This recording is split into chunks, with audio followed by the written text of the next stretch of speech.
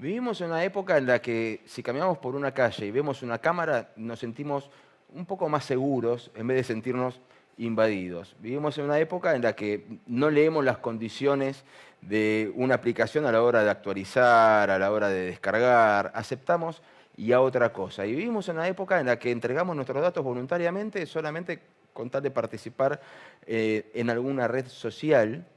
Y vivimos en una época en que la tecnología, cuando se junta todas esas aristas, termina generando un efecto que no sé si es tan deseado, pero que a la hora de abordarlo termina siendo una situación de difícil discusión. Por eso, para hablar de este estado de vigilancia permanente en el que vivimos, contamos hoy con la presencia de Beatriz Busaniche, especialista en estas cuestiones. ¿Cómo estás, Beatriz? Muy bien, Muy muchas bien. gracias por la invitación. No, por favor, gracias por venir. ¿Y cómo es esto de estar en un estado de vigilancia o en un estado de protección? Bueno, depende desde qué lado lo mires. Cuando decías recién que ves la cámara y te sentís más seguro, yo tengo el efecto contrario, yo siento que estoy vigilada.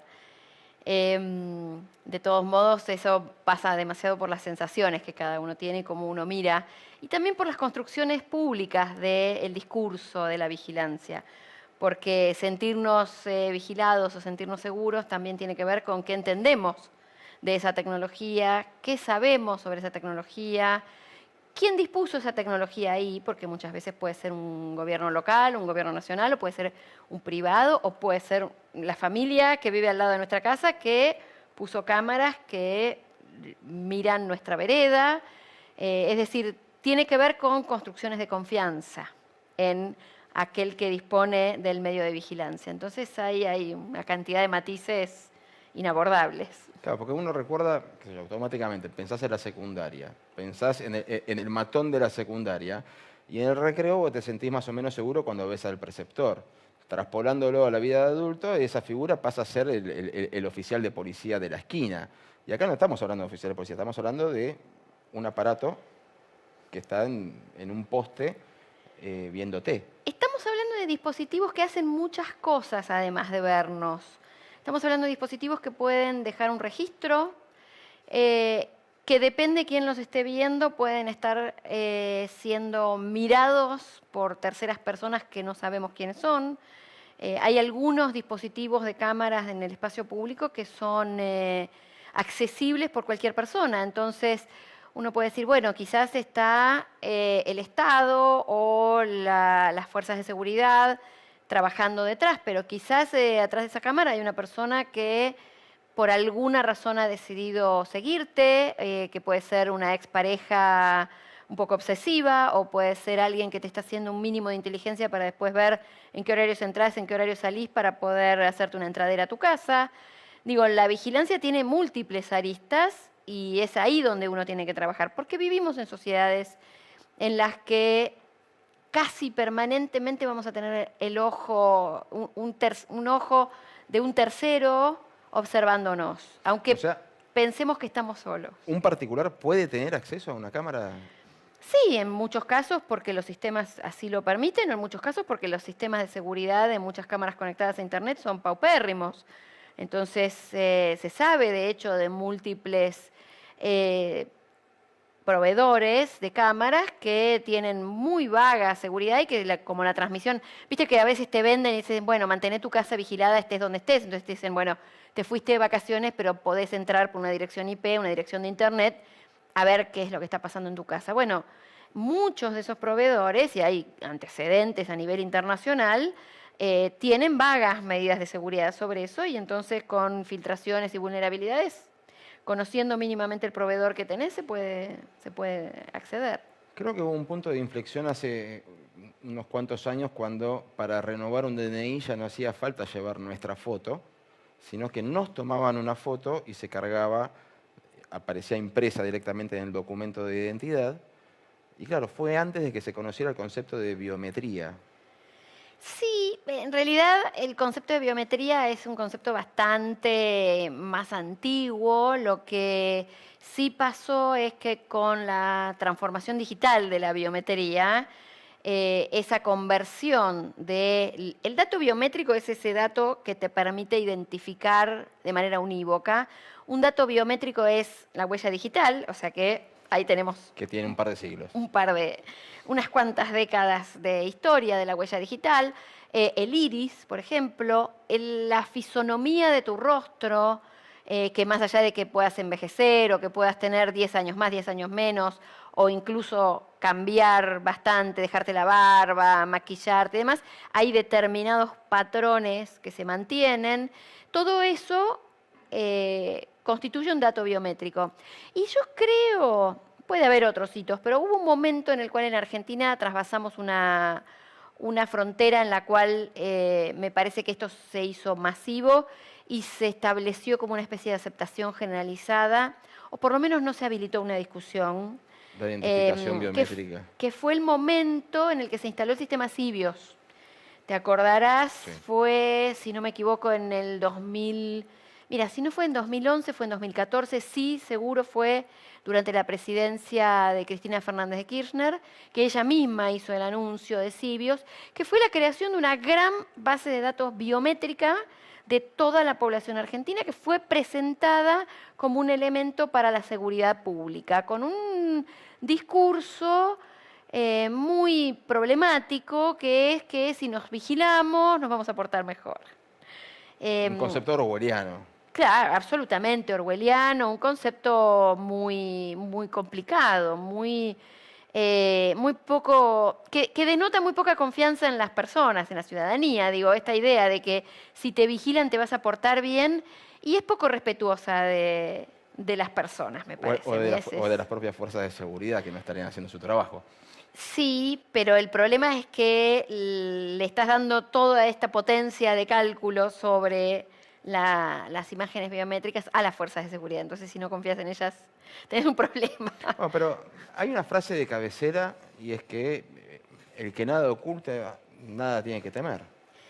Bueno, esa frase se la hemos escuchado a mucha gente de la que realmente no querríamos volver a escuchar. Por ejemplo, hay un video que los invito a que lo busquen en YouTube, de Augusto Pinochet, diciendo eso sobre, bueno, nosotros tenemos los servicios de inteligencia de la dictadura chilena, y él decía que nada hace, nada teme. Y lo cierto es que eso es una falacia, porque eso supone abandonar por completo la idea de que tenemos derecho a una intimidad. Porque quien reivindica el derecho a la intimidad no necesariamente está en algo malo, o está engañando a su pareja, o está cometiendo algún delito, o está haciendo algo. Quien reivindica el derecho a su intimidad es la misma persona que te pone una cortina en su ventana. Digo, ustedes que viven en un domicilio donde tienen quizás la ventana de sus vecinos en, no sé, un tragaluz del edificio, y están sus vecinos a 2, 3 metros de distancia, no ponen una cortina, no bajan una persiana, no cierran la puerta del baño, no tienen espacios de intimidad, no te cambias de ropa en el balcón, no expones a todo el mundo todo lo que te pasa. Si tenés miedo, si tenés una enfermedad, elegís en qué momento lo comunicas al resto de la gente. Si tenés un problema afectivo, un problema de salud mental, si tenés un problema laboral, uno toma decisiones en su vida de en qué momento decide compartir con otras personas, si es que decide compartir con otras personas alguna parte de la esfera de tu intimidad. Entonces, la verdad es que decir que quien reivindica el derecho a la intimidad es porque está haciendo algo reñido con la ley o de dudosa legitimidad, la verdad que desconoce completamente que la intimidad es una esfera en la cual necesitamos tener ese espacio de autonomía personal para forjar tus propias ideas, para creer en lo que quieras creer, por ejemplo, para tomar una determinación sobre tu propia orientación de género. En la adolescencia, por ejemplo, que es una de las edades que hoy día están más expuestas, es absolutamente necesario un espacio de intimidad, incluso intimidad frente a tus propios padres. Cerrar la puerta de tu cuarto. A ver, déjenme en paz. De hecho, la mayoría de las constituciones modernas, de la cual la nuestra fue pionera, dice que lo que hagas dentro de tus 4 paredes, mientras no perjudique a terceros, el Estado no puede meterse. Exactamente, está ajeno a la mirada de los magistrados, dice nuestra Constitución. Y es eso que en la doctrina norteamericana es el derecho a ser dejado en paz. El déjenme en paz, déjenme a solas. Porque es en esos momentos de estar a solas en los cuales uno construye su propio pensamiento, construye sus propias ideas. Y bueno, y hoy cada día tenemos menos de esos espacios. Bueno, otra frase que se utiliza mucho es, en la vía pública no hay intimidad. Bueno, a ver, O una cosa es privacidad. la intimidad, otra cosa es la privacidad. La intimidad es la esfera es este espacio de lo muy íntimo, mientras que la privacidad supone otra capa. Por ejemplo, la privacidad es si vas al médico, si salís de acá y tenés un turno médico y quizás vas a caminar, quizás tu médico está atendiendo acá a 5 cuadras y aprovechás, y vas a ir por el espacio público y muchas cámaras te van a documentar y quizás si tenés prendido la geolocalización de tu teléfono, la empresa proveedora del sistema operativo de tu teléfono va a saber a dónde fuiste. Seguramente si vos tenés agendado ese turno en un calendario, la empresa que te provee el calendario sabe que a esa hora tenés un médico. Eso forma parte de tu privacidad. Tiene también una serie de datos de información sensible, porque si es un cardiólogo, si es un ginecólogo, si es un nutricionista, lo que fuera a lo que vos vas, dice algo sobre tu estado de salud, pero mucho de eso que vos hagas es de tu esfera privada, pero lo estás haciendo en público.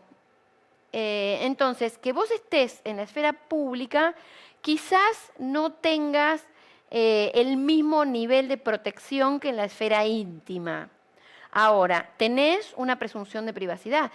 Nosotros nos quedamos hablando acá en la vereda ahora un rato, y eso no habilita a que venga alguien con un grabador y registre lo que estamos conversando. ¿Sí? Aunque si estamos sentados en un bar, quizás los de la mesa al lado escuchen. Pero ahora no pueden registrar eso porque tenemos una presunción de privacidad. Como verás, hay muchos matices y muchos grises, pero legalmente hablando tenemos un espacio de privacidad aún estando en la esfera pública. Antes de meternos en el enorme y conflictivo universo de las redes sociales, quiero preguntarte si hay otros estados en el mundo que tengan sistemas o más invasivos o similares respecto del control de la vía pública. Bueno, controles de espacio público hay desde hace un tiempo a esta parte. Se desbocó todo lo que tiene que ver con controles de espacio público a partir de los atentados del 11 de septiembre en los Estados Unidos. A partir de esos atentados, el atentado en Madrid de Atocha, los atentados en Londres, a partir de la instalación del terror en las sociedades occidentales y la idea de el terror puede llegar de cualquier parte, eso alimentó mucho la maquinaria de la vigilancia en la esfera pública. Ahora, ciudades con mucha vigilancia hay varias. Londres es un caso, por ejemplo. China es el modelo central. China, además de tener un sistema de monitoreo que en el espacio público tiene asociado a esos sistemas de monitoreo un sistema de crédito social. Entonces, con ese sistema de crédito social y tu conducta, se te otorgan determinados puntajes y podés hacer determinadas cosas. Podés acceder a pasajes en avión, podés acceder a múltiples beneficios o no acceder a ellos en función de tu comportamiento como ciudadano. Una película es distópica. Muy distópico. Es muy distópico. El Estado es el que está detrás de esa lógica distópica que hay en China. Pero paradójicamente China tiene una de las legislaciones de protección de datos personales más estrictas del mundo y que garantiza más derechos de las personas del mundo, pero frente al sector privado, no frente al Estado. Entonces, después, por ejemplo, se han dado discusiones súper interesantes en algunas ciudades. San Francisco, por ejemplo, es un ejemplo. Boston es otro ejemplo, por nombrar solo 2 ciudades en las que vive mucha gente que trabaja en el campo tecnológico, muchos investigadores. Son 2 ciudades de los Estados Unidos donde se prohibió explícitamente por legislación local la utilización de sistemas automatizados de reconocimiento facial en el espacio público.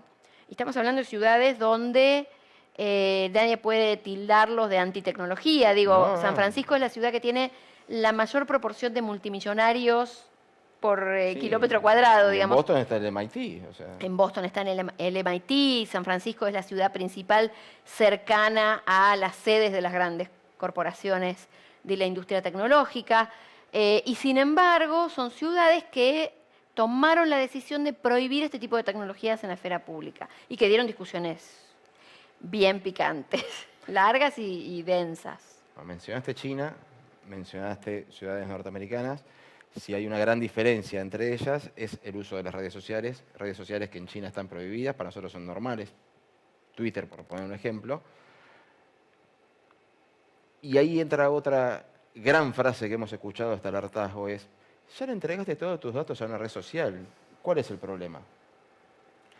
Primero, eso es un problema. Arranquemos de visibilizar un problema. Entregar...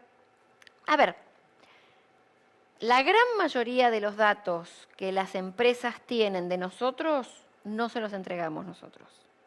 Son datos construidos a partir de datos que nosotros les entregamos. ¿El famoso Big Data? El famoso Big Data es el volumen de datos, pero lo que pueden hacer las empresas con esos grandes volúmenes de datos que extraen de nuestro comportamiento en línea es prospectiva. Son lo que hoy llamamos datos inferenciales. O sea, la publicidad sectorizada de Google cuando entras a una página, que te ofrece algo sobre algo que vos buscaste hace poco o que cree que estarás necesitando ahora. Exactamente. Son datos construidos a partir de múltiples datos que vos sí les diste.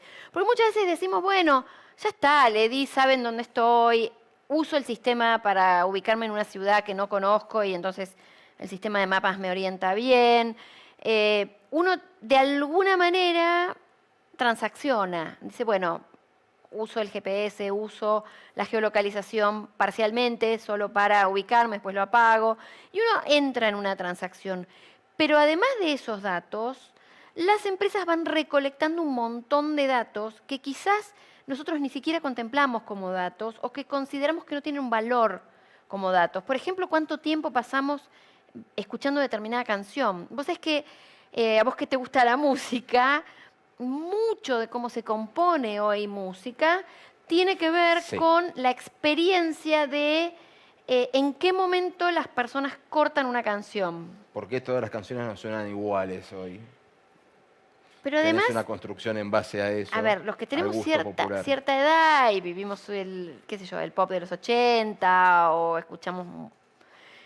sabemos que las canciones tienen un inicio, tienen unas estrofas, qué sé yo, y tienen un clímax que llega al medio, digamos. Bueno, hoy día ese momento está al principio, porque si una canción no duraste 30 segundos y te fuiste, si no dijiste todo en tu canción en los primeros 30 segundos, quizás tu canción no encaje en el modelo hoy. Y eso tiene que ver con evaluar el tiempo que pasaste escuchando. ¿En qué momento de la serie que estás mirando vos cortaste para ir al baño? ¿Cuánto tardaste en volver a darle play? ¿La viste toda de un tirón o viste un pedazo? ¿En qué momento volviste y miraste de vuelta un pedazo? Las Todos sugerencias. esos datos que nosotros no consideramos ni siquiera un dato personal, son datos de los cuales habla mucho en su libro Shoshana Zuboff. Son esos datos que parecen no tener ningún valor, que para vos no tiene valor, para mí no tiene valor, como dato individual no tiene valor. ¿En qué momento paré de escuchar lo que estaba escuchando, de ver lo que estaba escuchando? ¿En qué momento me aburrí? ¿En qué momento cambié? ¿En qué momento quise volver a ver? Es un dato que no tiene ningún valor, que si pienso en la transacción del dato, no es nada, es un dato de descarte. Bueno, todos esos datos de descarte sirven para prever conductas, para analizar conductas, para hacer patrones. O sea, estamos hablando del libro La Era del Capitalismo de la Vigilancia, que bueno, es un ladrillo, pero que se deja leer de una forma muy rápida y que cuando uno termina de leerlo te sentís totalmente desamparado. La primera pregunta que surge es ¿qué he hecho? ¿Cómo es que brindé gratuitamente tantas fotos durante tantos años de tantas personas queridas a una red social? Una cosa importante, primero no es que he hecho. El problema de la vigilancia y de la privacidad no es un problema individual. Está muy lejos de ser un problema individual, es un problema colectivo. Y como todo problema colectivo, es un problema político. Y no es un problema tecnológico, es un problema político. No lo vamos a solucionar con tecnología o no lo vamos a solucionar individualmente. Vos podés decir, bueno, soy un paranoico de la privacidad, Cierro quiero todas las tener redes. todos mis resguardos y vas a empezar a bajarte sistemas para cifrar tu correo, navegar a través de Tor, hacer por esconderte atrás de 20 VPNs de sistemas que no quede que puedas simular que estás en, no sé, en Tanzania. Eso se puede hacer, todo eso se puede hacer, digo, no es que no se haga. Voy a tratar de anonimizar, voy a pseudonimizar, no voy a dar mi nombre real en ningún lado y demás. Bueno, con eso vos vas a tener una solución precaria, individual, pero esto es un problema colectivo y es un problema que tiene 3 grandes patas. Por eso la complejidad, digo, es más complejo. El título nos queda muy bien. Tiene 3 patas este problema. Una es esto de las empresas. El modelo de negocio de las empresas se basa en hacer prospectiva de estos datos, pero siempre que pensamos en los datos, pensamos en Facebook, pensamos en Google, pensamos en Twitter, en las redes sociales. Este problema va muchísimo más allá. Por ejemplo, una compañía aseguradora ignota, que quizás tenés una compañía de seguros con la que tenés contratado tu seguro de tu vehículo, que tenés obligación de tenerlo, o sacas un seguro de vida, o tenés una aseguradora de salud, o tenés... Bueno, las compañías de seguros, por ejemplo, hacen análisis de riesgo. Siempre lo hicieron. Sí. Lo que pasa es que hoy lo hacen mucho mejor. Entonces, por ejemplo, tu compañía de seguros del auto, vos sacas un seguro completo y te dice, bueno, como parte de nuestro servicio le vamos a poner el dispositivo para recuperar su auto En caso de robo. en caso de robo. Y vos decís que, bueno, voy a recuperar mi auto en 24 horas en caso de robo. Bueno, ese sistema tiene además un sistema de monitoreo de cuáles son tus pautas como conductor. Entonces vas a ver si vos en una Nunca calle... lo había pensado. Si vos en una calle en la que tenés un límite de velocidad de 40 vas a 60, queda documentado, porque la velocidad queda... Si vos tenés una reacción de frenada muy brusca, queda documentado. Si vos tenés un tipo de conducción temeraria, o si sos de esos que van a 20 en una autopista, lo cual también es muy peligroso, O se si va frecuentas zonas construyendo, peligrosas. si frecuentas zonas peligrosas, se va construyendo un perfil tuyo como asegurado, que se va a usar para calcular tu prima cada vez que te renueven tu prima. Porque algunos conductores son más riesgosos que otros. Así como te miden la edad, el género, si sos hombre o mujer, hay una evaluación. Nunca supe si es positiva o negativa la discriminación, pero hay una discriminación de género. Hay una discriminación por edad a la hora de hacer un seguro. Debería ser positiva porque estadísticamente sufren menos siniestros las conductoras que los conductores. Bueno, Debería ser positiva, no sé cómo es en la realidad. yo pregunté, no me lo dijeron. Me evadieron la pregunta porque cuando saqué mi último seguro del vehículo, dije, ¿qué onda esto? Porque aparte pregunté todo, leí toda la letra chica por nerd. Pero sí, digamos, ese tipo de cosas que están en nuestra...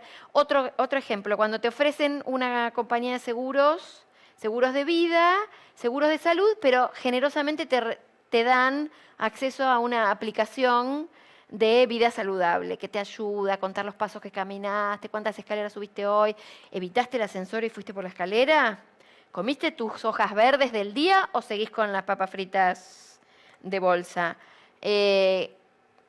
Tu dieta, a las mujeres nos hacen un seguimiento del ciclo menstrual, qué comemos, qué no comemos, o sea, qué medicación tomás, cómo está tu presión, y te dicen, bueno, te convendría hacer, te dan una serie de pautas para tu vida saludable, y además te generan precios diferenciales en tu prima de seguros.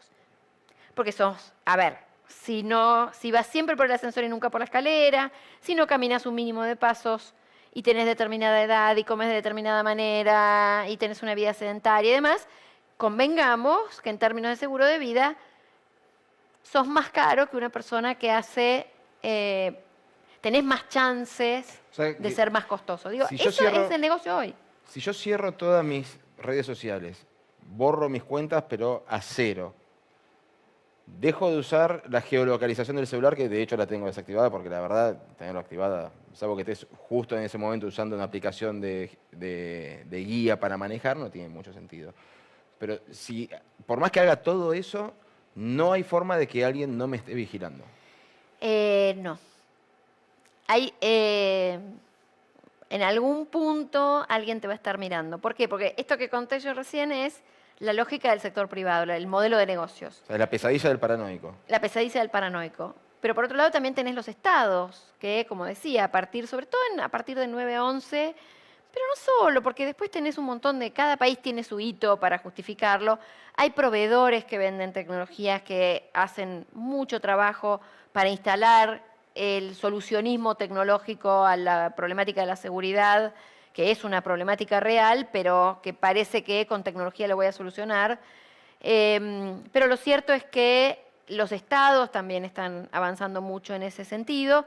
Y después, como dije, hay 3 patas. Está la pata estatal, la pata del sector privado, la pata empresarial.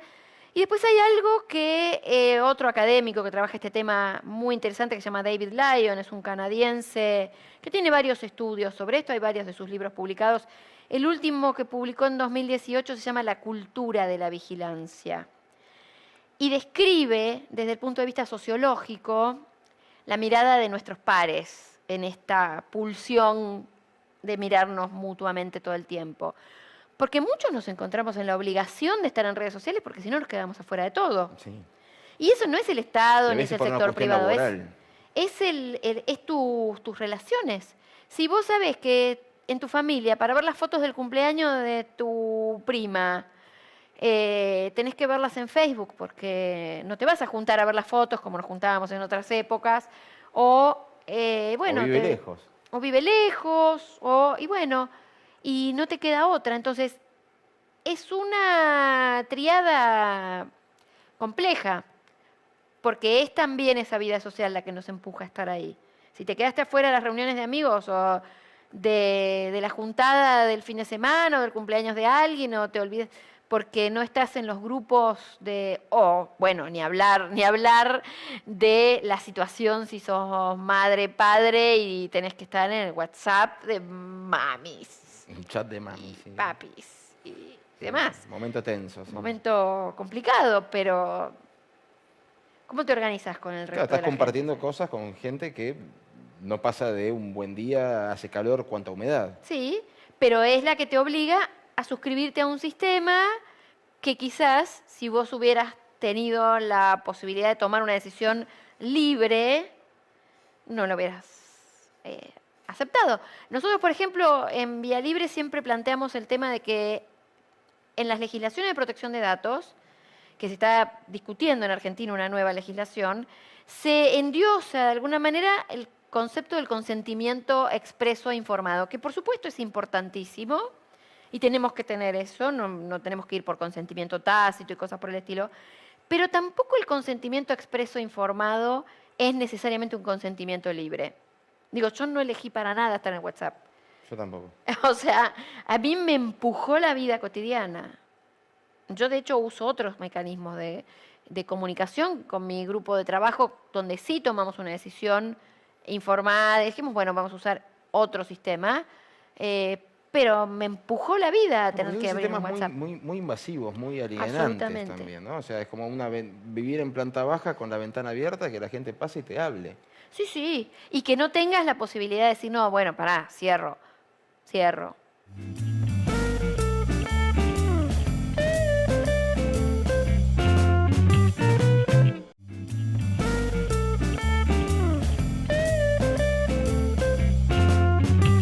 Nos vamos a meter directamente con los estados, incluso con los estados históricamente referenciados con el liberalismo social, la libertad de los individuos y qué pasó con la pandemia.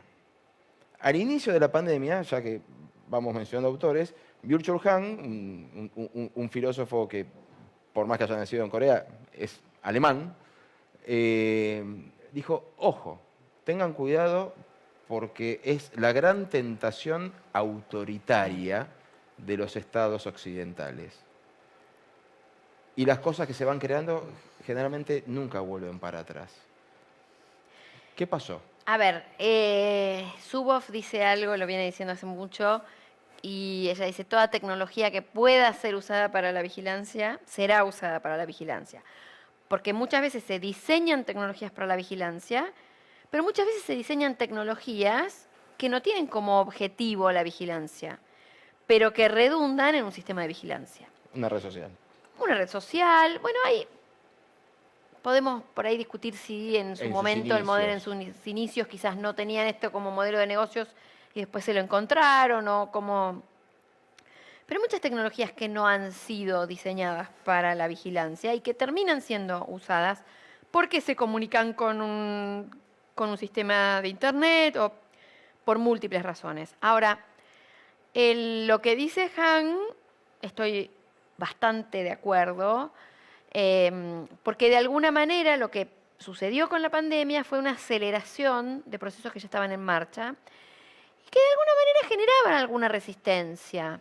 A ver, si a nosotros nos hubieran dicho antes de la pandemia que se iban a diseñar sistemas para trazar dónde estábamos en todo momento por una cuestión y que el Estado iba a tener la posibilidad de saber en dónde estábamos a cada momento, o que íbamos a tener que pedir un permiso para poder movernos de un lado al otro, hubiéramos dicho, eso es un Estado autoritario, totalitario, inaceptable en el sistema de derechos. Y uno puede entender la emergencia sanitaria, y de hecho, cuando uno analiza históricamente las pandemias, siempre hubo... Digo, esta no fue la primera pandemia que atravesó la humanidad, y siempre hubo soluciones del lado de la vigilancia epidemiológica, tratar de rastrear el origen de los primeros contagios, de dónde vino, y eso es indispensable para contener una pandemia. Entonces, tampoco podemos pararnos en la situación de, no, bueno, no podemos hacer nada de esto, dejemos que todo circule, porque había vidas en juego, ¿sí? Entonces, es una situación extremadamente compleja la que vivimos en la pandemia de la COVID-19. El tema es que muchas de las tecnologías que se diseñaron para la pandemia, hoy no sabemos qué pasa. Y voy a dar un ejemplo acá, Argentina. La aplicación Cuidar, por ejemplo, que es... Voy a perder el academicismo, pero es junto con Mi Argentina, la aplicación de identidad, son dos porquerías mal hechas, llenas de agujeros de seguridad, con problemas de seguridad de la información que no soportan una auditoría mínimamente seria de un profesional serio de seguridad de la información, y que sin embargo, bueno, la aplicación Mi Argentina estaba de antes y se sigue usando y cada vez se le pone más información y más datos, y la aplicación Cuidar se nos dijo que bueno, que era excepcional y que iba a capturar los datos por el momento. Bueno, ¿qué pasó con esos datos? ¿Dónde están? ¿Dónde están esos datos? ¿El Estado destruyó el dato? Porque hay algo que la ley vigente establece, es que el dato tiene un principio de finalidad. Que si no hay ya un principio de finalidad relacionado con el consentimiento, es decir, el consentimiento expreso tiene que ver con que yo tengo que saber para qué me pedís el dato, para qué lo vas a usar al dato, ¿sí? Eso es el principio de finalidad. Tomo este dato porque lo voy a usar para esto. Prescripto ese principio de finalidad, vos deberías destruir el dato. Estamos así, no sabemos qué pasó. De hecho, es algo que tenemos que empezar a reclamar, que se destruyan esos datos. ¿Y el resto de los países de Occidente están dando marcha atrás con las medidas de vigilancia que aplicaron durante la pandemia? La verdad es que no estoy segura, no lo sé. Muchas medidas de vigilancia, una vez instaladas, no se desmantelan. No se desmantelan. Es muy difícil desmantelar una medida de vigilancia una vez que está instalada. Es absolutamente difícil. En general, lo que se hace habitualmente es el litigio estratégico, Entonces, lo que uno ve son organizaciones que defienden privacidad, derechos humanos y demás, haciendo litigio estratégico, pero en general no hay una cultura de volver atrás políticas de vigilancia que han sido instaladas, no. No, porque también esto es como que termina jugando con las cosas que nos enseñaron en la escuela, no hablo a nivel universitario, en la escuela, en la educación cívica, cuando te explican para qué sirve un habeas corpus, para qué sirve un habeas data. Y si yo hoy presento un habeas data al Estado, no sé qué me pueden llegar a entregar. Bueno, tienen que entregarte lo que les pidas, porque los datos son tuyos. Y esto está en la doctrina en Argentina. El habeas data es un derecho constitucional en el Sí, 94. pero yo no sé si ellos saben qué tienen. Bueno, A si nivel, si no hablo de la Argentina, hablo a nivel de todos los estados. a Con nivel- la cantidad de información que se ha recabado de todos lados, sí. yo no sé si es posible hoy o si no hay que empezar a modificar las leyes, porque llega un punto en el cual dice, a ver, si yo cometo un delito, cumplo con la sanción impuesta por el Estado, pasado un tiempo prudencial de ese cumplimiento, se borra mi pasado, Debería borrón y ser cuenta borrado, nueva, claro. en la era tecnológica eso no existe más. Bueno, el gran problema que tenemos en la era tecnológica es el olvido. Los seres humanos conformamos nuestra personalidad con el olvido también. Olvidamos. Pero no existe Y el no derecho al es olvido. un hecho aleatorio, es parte de cómo funciona nuestro cerebro, nuestra psiquis. No podemos avanzar si no olvidamos. Digo, Funes, el memorioso, no era feliz. No, colapsaba. Definitivamente no podés construir, es insano eh, tener todo registro y no tener un espacio de olvido.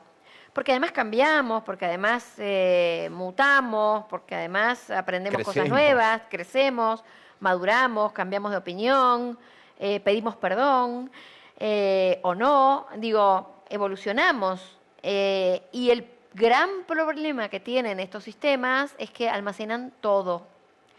También es importante sacarle un poquito, aunque sea un poquito, esta idea de que Google es la verdad. Esta idea de que si está en la primera o la segunda página de los resultados de Google, esto es lo que es. Sí, todos tenemos cáncer. Porque eso es una mirada absolutamente sesgada de lo que le estamos pidiendo. Entonces, Sí, también tenemos que hacer ese debate filosófico de qué significa hoy no, porque la aparte verdad. hay algo que, por lo menos en el periodismo, lo que surgimos de la gráfica digital, o sea, yo no soy un nativo digital, pero en el periodismo sí. O sea, entré a una redacción que ya era una redacción digital. Está lo que llamamos la dictadura del SEO, ¿no? Del motor de Tremendo. búsqueda que hace que veamos esos titulares que son inexplicables, que no tienen sentido, Sí. que son El raros, famoso el clickbait. clickbait y todo eso, es porque hay una dictadura que atenta contra el principio del periodismo. Absolutamente. Pero al mismo tiempo eso hace que, por fines comerciales, desaparezca el derecho al olvido del todo. Sí, el derecho al olvido también es un concepto raro, porque en realidad no es derecho al olvido, es derecho. Lo que sucedió con el derecho al olvido en Europa, que es el famoso caso Costeja, que es, a ver, para quienes no lo conocen, es el caso de un hombre, Costeja, un español, que en los 90 perdió su casa por deudas y salió el edicto de remate de su piso, creo que en Barcelona o en algún lugar en Cataluña, en La Vanguardia, en el diario La Vanguardia. Cuando el diario digitaliza su hemeroteca y todo eso sube a la red, las arañitas, digamos, de Google que buscan, cuando uno buscaba Manuel Costeja, que además es un anónimo, es una persona que no tiene una trayectoria pública, es un NN total, un Juan Pérez total, que se hizo famoso gracias a este caso. Bueno, cuando uno buscaba su nombre, lo único que aparecía, lo primero que aparecía, era que le habían rematado su casa. Es decir, aparecía un antecedente de insolvencia. Mucho más cruel que el Verás. Eso le trajo a él problemas para, por ejemplo, si quería ir a alquilar, ¿quién le va a alquilar? Si tú tienes antecedentes de insolvente, si conocía una persona con la que quería salir y la buscaba y dice, Pero fue hace 30 años. bueno, claro, sí, pero Google lo ponía primero, antes que cualquier otra cosa, porque además tenía el peso de venir de un diario, entonces Google no distingue si es un edicto judicial o es un artículo o qué es. del diario. Viene del diario, debe ser importante. Es un hecho noticioso, es un hecho que está en el diario en papel. Y no tengo otras cosas con que contrastarlo. No es que tengo 200.000 resultados sobre este muchacho porque, no sé, es un cocinero famoso, o porque es un actor, o porque es un músico, o porque es un artista, o porque es alguien que hace algo que lo visibiliza. Es un Juan Pérez, un anónimo de la vida. Bueno, él litiga, pero lo que él litiga y lo que él gana no es borrar el edicto judicial, sino que Google no lo liste. El derecho, porque además, imagínense ustedes qué peligro para la libertad de expresión es que alguien pueda decir borrar algo que está en un diario de hace Totalmente. 20 años. Totalmente. ¿Qué es lo que pasó con De Negri acá con el caso de la Corte? A De Negri no le dieron, a Natalia De Negri no le dieron el derecho al olvido que pedía, que llegó a la Corte Suprema, porque primó, según el modo de ver de la Corte Suprema, el derecho a la información de los programas televisivos que estaban subidos a Internet. Porque eran programas televisivos y ella la consideró una persona pública, una persona... pero Costeja no era De Negri, digamos, ¿sí? Hay perfiles muy distintos entre De Negri y Costeja. A Costeja le dieron ese derecho y el derecho fue a ser deslistado, no a que se retire la información original. Es bastante distinto. O sea, porque que ahí que buscar mucho si querés encontrar eso. Y vas a ir a buscar el diario La Vanguardia y lo vas a encontrar si estás leyendo un diario de 1998. Porque sos estudiante de periodismo y llegaste ahí y lo viste, qué sé yo, por qué. Es muy raro, no vas a encontrarlo así directamente, lo vas a encontrar por accidente, como encontramos en la vida cotidiana por accidente las cosas. Yo cuando estudié comunicación, que yo estudié comunicación en Rosario hace mucho, iba a las hemerotecas a ver diarios viejos y encontré noticias históricas de un tío abuelo mío que era diputado, cosas por el estilo. Digo, uno encuentra la serendipia, que le dicen, uno encuentra cosas en la vida. ¿Sí? Uno recuerda cosas aleatoriamente o porque vio algo que le hizo acordar. Ahora, la maquinaria de recordar todo tal como está instalada trae este tipo de problemas. ¿Y qué sensación te genera cuando ves convenios entre los estados y Google o entre los estados y Facebook? Me genera, no solo, te agrego uno, peor todavía, más invisible, Amazon Web Services. Porque uno dice, bueno, el Estado contrató, por ejemplo, qué sé yo, Facebook at Work, que es una plataforma para usar Facebook en tu entorno de trabajo. En algún momento se hizo una contratación que no sé ni qué pasó con eso. Se hace también muchas veces acuerdos educativos, por ejemplo, para enseñar herramientas de software de empresas en las escuelas. Eso es como decirle, bueno, le encargo a McDonald's la provisión de las viandas de las escuelas, o digo, es poner una empresa que tiene un fin de lucro, que está perfecto, digo, nadie está cuestionando eso, en un entorno que no es el del fin de lucro, que es el de la educación o que es el del acceso a derechos, digamos. Entonces, se mezclan cosas que no deberían mezclarse. Y además, otro de los grandes problemas es que una, como ciudadana, tiene una relación con el Estado. ¿Sí? Te guste o no, quieras o no, vos tenés una relación con el Estado. Un contrato social. Vos tenés una relación con ANSES, para que sepan si tenés tus aportes al día, el día que te vayas a jubilar, querés que ANSES sepa quién sos, porque básicamente tu subsistencia en el momento de jubilarte depende de que ellos tengan tu información y hayan hecho un seguimiento de tu trayectoria y que tus distintos empleadores o vos por tu cuenta, en función de quién sea, como labures, hayan hecho los aportes correspondientes. Digo, tenés una relación que es unívoca y que es ineludible. Ni hablemos de AFIP. Sí, una relación no consensuada. Tenés una relación donde tenés una simetría, donde vos no podés no relacionarte con el Estado. Si vos querés que tus hijos vayan a una escuela pública, no podés no relacionarte con el Estado. No. Si vos tenés una multa de tránsito, antes que estábamos hablando del tránsito y demás, la fotomulta que te llega es una relación con el Estado. Si querés hacer una compra en el supermercado, tenés una relación con el Estado. Es más, el Estado te genera datos que te identifican unívocamente, como es el Documento Nacional de Identidad. El DNI es un dato que te genera el Estado para identificarte y para relacionarse con vos en prácticamente toda tu vida. Vas a ir a votar con ese DNI, vas a ir a inscribir a tus hijos al registro civil con ese DNI, le vas a sacar el DNI, vas a sacar un crédito con ese DNI. Eso va a ser el elemento unívoco de identificación, está provisto por el Estado. RENAPER, el Registro Nacional de las Personas, perdió su base de datos completa que está disponible en la Deep Web a la venta a un precio irrisorio para el valor de los datos. Bueno, ¿Qué pueden hacer con esos datos?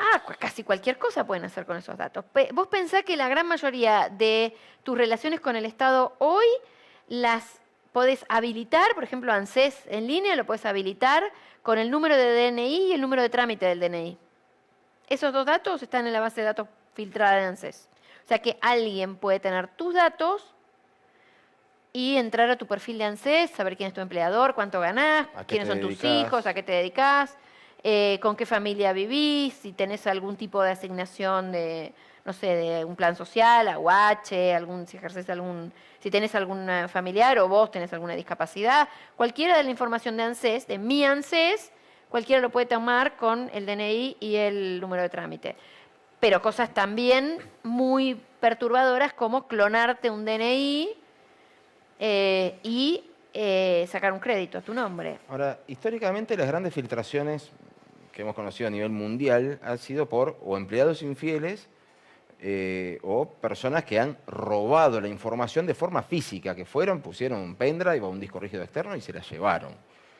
Cuando vemos este tipo de filtraciones nuevas, uno termina preguntándose si los estados son conscientes. Te reformulo la pregunta.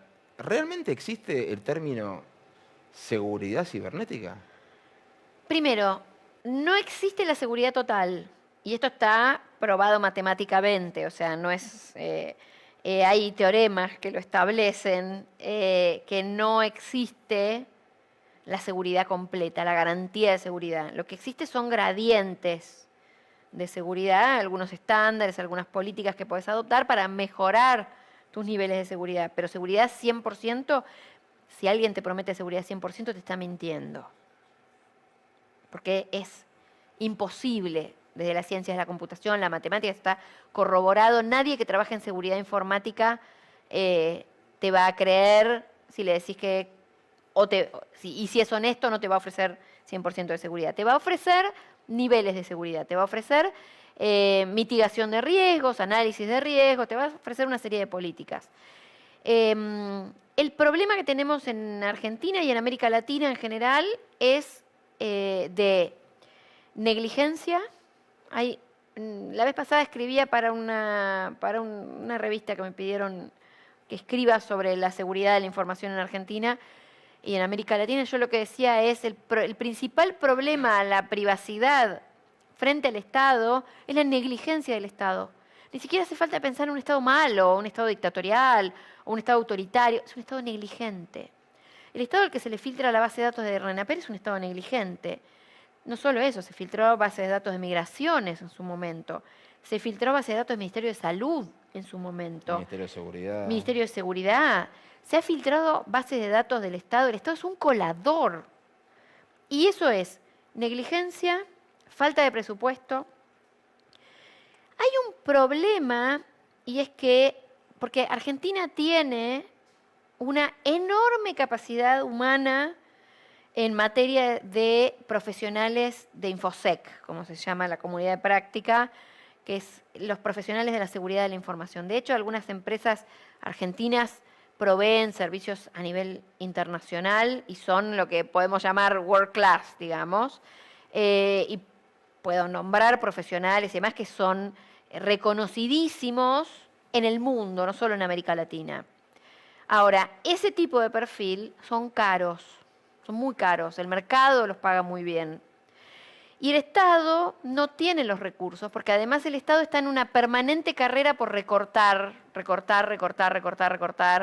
y hay toda una lógica de que el Estado debe ser recortado permanentemente en su gasto, y eso redunda en que a la hora de salir a buscar profesionales al mercado no los consigue, porque son profesionales caros.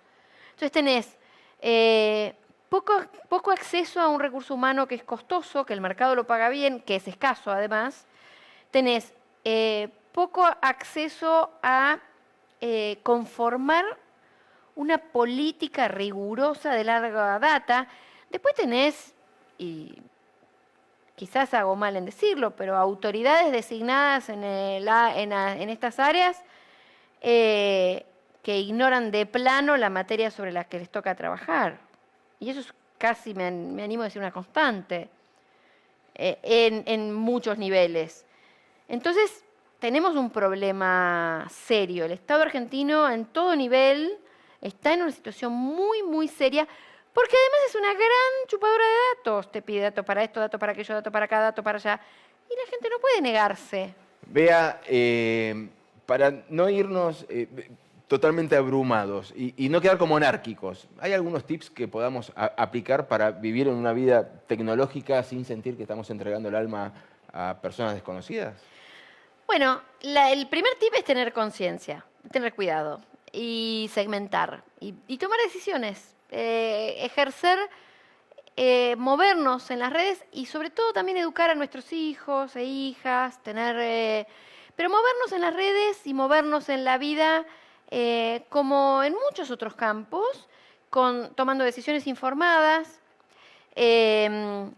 tratando de preservar. Hay una instancia de preservación individual, pero también hablando de esto muchas veces tenemos que hablar con nuestra familia para decir: no subas esta foto, no le saques fotos a mis hijos y las publiques sin pedir por lo menos sin avisar por lo menos.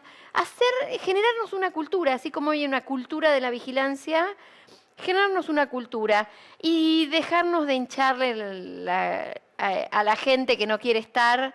No presionemos a quien no quiere estar, respetémonos mutuamente, porque también hay que entender que muchas veces uno no tiene ganas de exponerse y no está mal, y no es que tenga nada que ocultar, está bien.